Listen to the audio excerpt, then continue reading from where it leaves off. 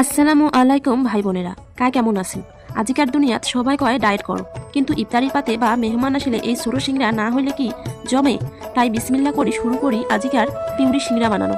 প্রথমে ময়দাটা নিয়া নুন আর কালো জিরা দিয়া ভালো করে মাখিয়ে নেই।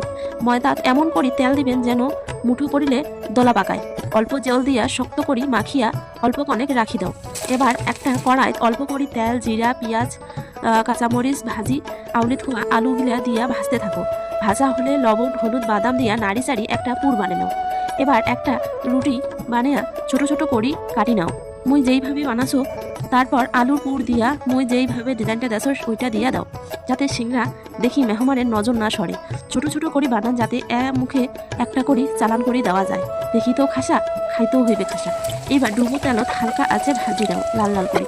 ব্যাস রেডি আমার মিনি সিঙ্গারা। এবার চা দিয়া শুরু করো। ভিডিওটা ভালো লাগলে লাইক ও কমেন্ট করে জানান।